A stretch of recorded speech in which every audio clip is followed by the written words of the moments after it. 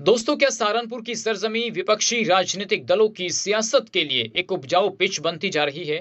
ये बात पिछले 2 दिनों में सहारनपुर में हुए 2 मामूली घटनाक्रम जिनको एक बड़ा रूप देने की कोशिश हुई, उस संबंध में कही जा सकती है। एक घटना देहात कोतवाली क्षेत्र के सकलापुरी गांव में हुई, जिसमें एक मंदिर के पुजारी पर यह आरोप लगा कि उसने 10 साल की एक दलित लड़की के साथ छेड़छाड़ की। और दूसरी घटना नकुड़ विधानसभा के गांव ढकदेई की है, जहां पर मसला गुर्जर वर्सेस दलित बनाने की कोशिश हो रही है। तो दोस्तों, सबसे पहले बात करते हैं सहारनपुर देहात कोतवाली क्षेत्र के गांव सकलापुरी की। पहले वो समझिए कि यहाँ क्या हुआ है और फिर उसके पीछे की कहानी और सच्चाई आपको बताता हूँ। दरअसल इस पूरे खेल के पीछे एक कहानी जमीनी विवाद की है और दूसरा सनातन संस्कृति को बदनाम करने की। दोस्तों, गांव में एक मंदिर है, उसके पास 32 बीघा जमीन है। उस जमीन को फ्री में निःशुल्क गांव के दलित समाज के लोग उस पर खेती करते थे, लेकिन मंदिर की समिति ने कुछ दिन बाद उस जमीन को ठेके पर किसी दूसरे पक्ष को दे दिया। बस यहीं से पूरा खेल और षड्यंत्र शुरू हो गया। मंदिर में दलित समाज की ही एक महिला रहती है, जो उस बच्ची जिसने पंडित पर आरोप लगाए हैं उसकी मां की दोस्त है। बताया जा रहा है कि वही इस पूरे खेल को रच रही थी। लड़की का पिता और उसके अन्य साथी आए दिन मंदिर में शराब पीकर आते थे, जिसका विरोध भी पंडित जी काफी लंबे समय से कर रहे थे। अब गांव के कुछ लोग उस जमीन को हथियाना चाहते थे और वो चाहते थे कि किसी तरीके से ये पंडित जी, जो पिछले 6 सालों से मंदिर का कामकाज देख रहे हैं, उन्हें यहां से बेदखल कराया जाए।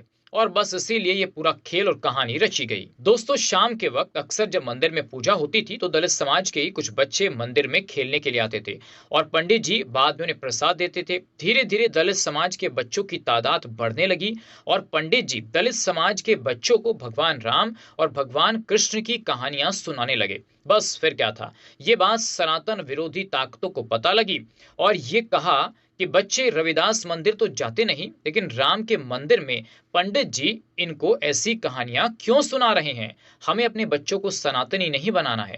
दोस्तों, फिर एक दिन कुछ यूं होता है कि मंदिर में अनुष्ठान चल रहा था, बाहर बच्चे खेल रहे थे। पंडित जी ने बच्चों से कहा कि शोर मत करो, अंदर पूजा हो रही है। बच्चे नहीं माने तो पंडित जी ने लड़की को डांट लगा दी और लड़की जैसे ही रोती हुई घर गई, गांव के कुछ लोग झुंड में इकट्ठा होकर आए। लोगों ने पंडित जी पर हमला बोल दिया और उनकी जमकर पिटाई कर दी। इसके बाद इसकी सूचना भीम आर्मी के लोगों को दी गई और बस फिर क्या था, भीम आर्मी को जैसे ही पता लगा कि मामला ब्राह्मण और दलित का है, तो उन्होंने इस पूरे खेल में, इस पूरी कहानी में आग में घी डालने का काम किया और इस पूरे घटनाक्रम को ब्राह्मण वर्सेस दलित कर दिया। मामला थाने पहुंचा, जहां पर पुलिस पर दबाव बनाया गया कि पंडित जी पर कार्रवाई होनी चाहिए। बाद में पंडित जी पर कार्रवाई हुई, लेकिन जो भी कानूनी कार्रवाई होती है उसके बाद उनको जमानत मिल गई।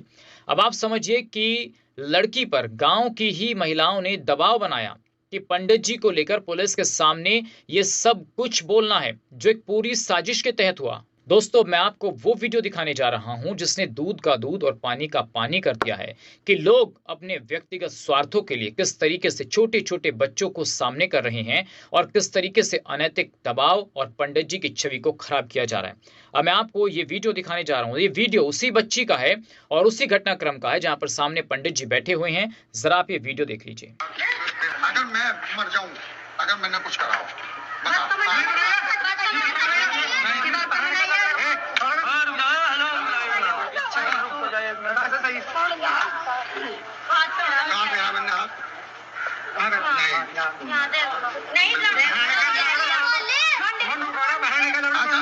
अगर ये झूठ नहीं बोल,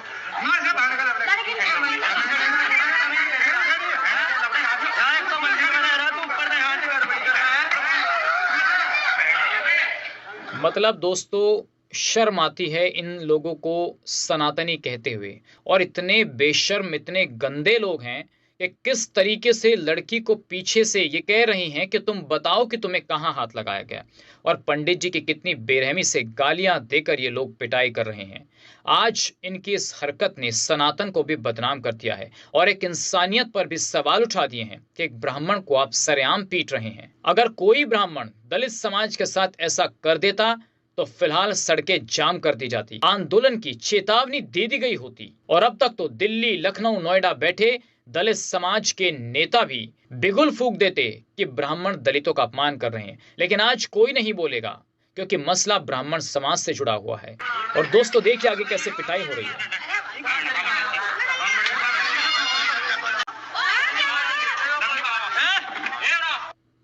देखा आपने, ये इंसानियत है। अब इस घटना के बाद ब्राह्मणों ने, खासकर मंदिर के पुजारियों ने, पूरी घटना को एक षड्यंत्र बताया और पुजारी को बदनाम करने के पीछे एक बड़ी साजिश होने की बात कही जा रही है। ब्राह्मणों ने ऐलान कर दिया है कि अगर पुजारी के खिलाफ आगे कोई कार्रवाई हुई तो सब मंदिरों में ताले लटका दिए जाएंगे।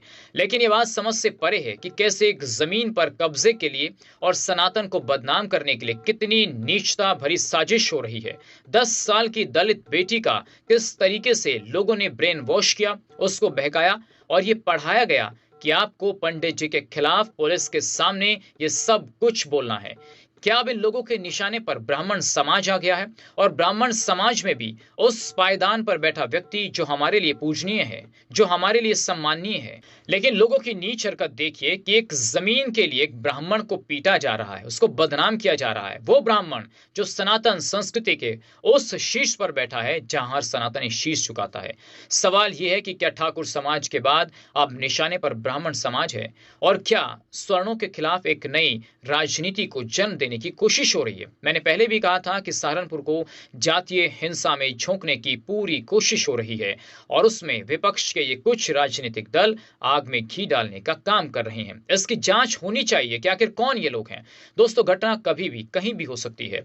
उसको जातीय रंग देकर ब्राह्मण दलित करना क्या एक के बाद एक दबाव की राजनीति होती है? और उसके बाद फैसले के नाम पर पर्दे के पीछे जो खेल होता है वो सबको मालूम है, कैसे पैसे लेकर फैसले हो रहे हैं। अब दोस्तों, दूसरे प्रकरण की बात कर लेते हैं जो नकुड़ में हुआ है। प्रकरण तो बहुत मामूली सा था, वाद विवाद गली में रहने वाले दो घरों का था, लेकिन उसमें भी किस तरीके से भीम आर्मी के लोग खुद की राजनीतिक रोटियां सेकने से पीछे नहीं हट रहे।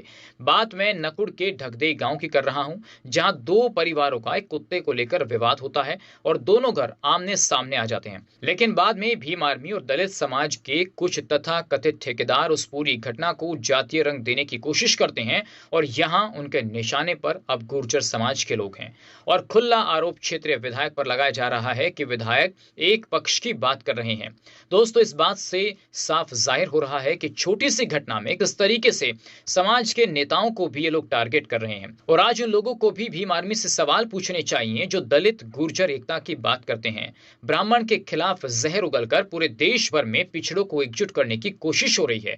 राजपूतों को गाली देकर शोषण के नाम पर दलित समाज को एकजुट करने की कोशिशें की जा रही हैं और जाति का जहर इस कदर घोला जा रहा है कि सनातन के टुकड़े टुकड़े हो जाएं। छोटी छोटी घटनाओं को किस तरीके से जाति का रंग देकर एक पूरी सोची समझी राजनीति का उसको हिस्सा बनाया जा रहा है। आज आजाद समाज पार्टी के उन गुर्जर नेताओं से भी सवाल पूछे जाने चाहिए कि आप सिर्फ पार्टी में क्या टिकटार्थी बनकर रह गए हैं? जब आप हर घटना पर बोल सकते हैं तो आपको इस घटना पर भी बोलना चाहिए। दोस्तों, जब दलित समाज के लोग गुर्जर समाज का शोषण करने की कोशिश करते हैं तो आपको मुखर होकर बोलना चाहिए। आपको ये तय करना पड़ेगा कि आपके लिए राजनीतिक दल पहले है या समाज। अगर आप आजाद समाज पार्टी में दलित गुर्जर समीकरण बनाकर खुद के राजनीतिक वजूद को आगे बढ़ाना चाहते हैं तो ऐसी घटनाओं पर आगे आकर आपको समझौते भी कराने होंगे और इन घटनाओं को जातीय रंग देने वालों को करारा जवाब देना होगा। आज कोई गुर्जर समाज का व्यक्ति इन लोगों के खिलाफ नहीं बोला। ब्राह्मणों के खिलाफ कोई घटना होती है तो थाने में हंगामा होता है, पुलिस अधिकारियों को खुली चुनौतियां दी जा रही हैं। इतना ही नहीं, नकुड़ की इस घटना में भी थाने में हंगामा हुआ। गुर्जर समाज के खिलाफ भीम आर्मी के लोगों ने मोर्चा खोल दिया और उनकी गिरफ्तारी की मांग की जा रही है। पुलिस दोनों तरफ से तहरीर लेकर कार्रवाई की बात कह रही है, लेकिन बावजूद इसके थानों में अधिकारियों से भिड़ना, नारेबाजी करना, अधिकारियों पर अन्यथा दबाव बनाना, इसके पीछे कौन सी सियासत काम कर रही है, ये आप लोगों को सोचना होगा।